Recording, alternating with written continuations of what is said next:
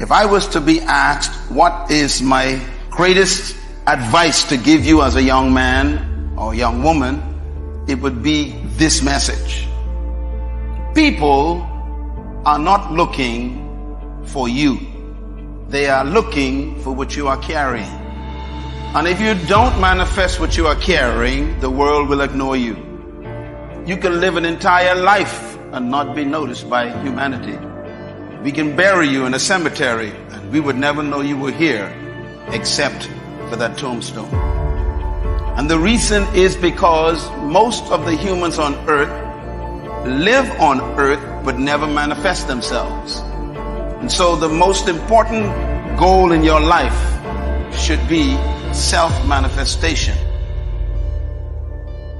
But most people, you know what they do? Most people go through life quietly and safely tiptoeing to an early grave. We've been holding back. We have ideas that we don't act on, things we want to do. We're afraid to take chances. See, a lot of people say no to things and they don't even know what they're saying no to. Don't allow but to keep you in the corner. There are a lot of people who say, but I tried once or twice and it didn't work out.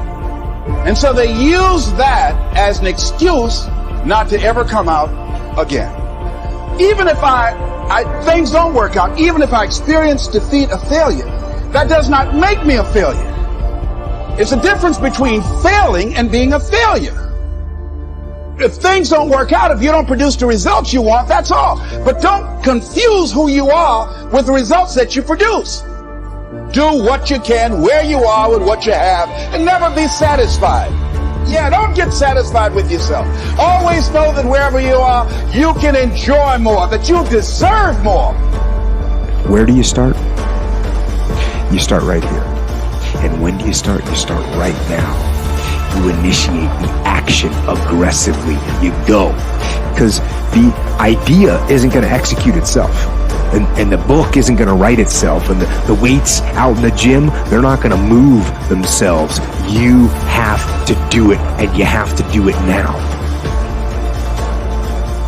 And the question is, if you died today, what dreams, what ideas, what talents, what books, what music, what leadership, what voice will die with you? Miles Monroe, great orator and speaker, said the wealthiest place on the planet, it's not in the Far East where there's oil in the ground. It's not in South Africa where there are diamond mines. He said the wealthiest place on the planet is the cemetery. Because there you'll find greatness that we've never seen. There you'll find talent and genius and potential never actualized. Perhaps that's why Henry David Thoreau wrote the words, "Oh God, to reach the point of death, only to realize that you've never lived." Maybe that's why some unknown writer wrote the words, "What if you live your whole life only to discover that it was wrong? That it was wrong. That you were chosen to do something else and you didn't do it."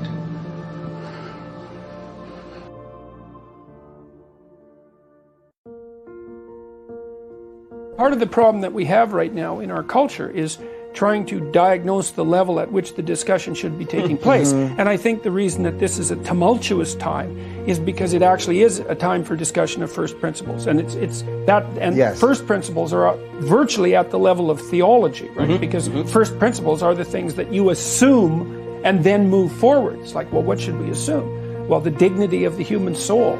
Let's start with that. You can't treat yourself properly without assuming that. You can't have a relationship with another person. You can't stabilize your family. You can't have a functional society. So what does it mean for this human soul to have dignity? Well, the part of the idea is that you're participating in creation itself, and you do that with your actions and your language. And you get to decide whether you're tilting the world a bit more towards heaven or a bit more towards hell. And that's actually what you're doing. So that's a place where the literal and the metaphorical truth come together. And people are they're terrified of that idea, as they should be, because it's a massive responsibility. I learned a very valuable lesson. There can be a great deal of difference between cost and value. Before I met Mr. Shoaff, I used to ask, How much does it cost? After I met him, however, I soon learned to ask, how much is it worth? I started basing my life on worth instead of cost, and everything changed. So that was one book he recommended, Think and Grow Rich. The next book he recommended I get was a book on nutrition. Shoaff said, study nutrition. Vitality plays an important part in doing well. Some people don't do well because they don't feel well. It's not that they're not intelligent, it's that they're ill. They don't have the fire and the vitality to do well. So he really got on me about nutrition. Now, some of those health books are a bit weird, but you can separate out the weird stuff. There are cassettes on nutrition, too. Remember, don't be a follower. Be a student. Someone says, I read this book. Should I follow? And the answer is no. Read at least 2 books and make up your own mind. Don't be a follower. Be a student. You can make a difference in this world no matter what you do for a living. This is what you should do. Don't just focus on what you're doing. Give attention to how you're doing it, because you have countless opportunities every single day to change real people's lives simply by choosing to. Start infusing everything you do with some genuine love and enthusiasm and your humanity, and just watch the difference that it makes, both for you and for everybody around you. So take care of yourself. There's a Bible phrase that says, many times the spirit is willing, but the body's weak. So you have to work on both. You wake up in the morning and the mind says, let's go get 'em. And the body says, I can't even get out of bed. So work on your health. A person's library of books and cassettes reveals his or her most dominant desires. It's interesting to walk into someone's house and browse through the library. What does your library say about you? So read all the books. Now here's good news. You don't have to read them all at once. Try this. 2 books a week. In 10 years is 1,000 books.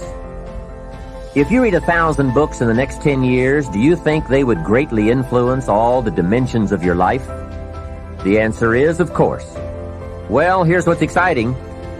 It's only 2 books a week. However, I would suggest if you haven't read 2 books a week for the last 10 years, you are about 1,000 books behind. Can you imagine the incredible disadvantage it will be 10 years from now to stride into the marketplace 1,000 books behind?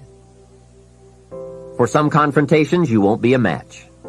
And for some opportunities, your knowledge will be too lacking. For some values, your philosophy will be too shallow. Missing skills, missing knowledge, missing insights, missing values, missing lifestyle. It could happen if you don't read the books. Remember, the book you don't read won't help. You can't read too many books, but you can read too few. The last approach I think is the best, and that is to get more out of you. In the time you have assigned to labor, make the hours more valuable. The key is not to work harder, but to work smarter. If you're putting in about 8 or 10 hours a day, 6 days a week, that's about it. You can't work much harder. But remember, it's not the hours you put in that counts. It's what you put in the hours. Get more from you to make the investment of time more valuable. And no telling how valuable you can become. We don't lack the capacity. We only lack the ideas and the will and the discipline to carry them out. In considering the subject of time management, remember that a big part of the key for changing is to take it in small steps. Most of us don't make revolutionary changes. We change a few degrees at a time. When you get some life momentum rolling, it's not that easy to make all the changes all at once. Hey, you can't whip a U-turn with the Queen Elizabeth II. When that big ship gets moving, they say it takes 7 miles just to get it stopped. So when it's really moving, you just have to nudge it a little, and finally you get it turned. That's a lot like our lives. A few nudges at a time,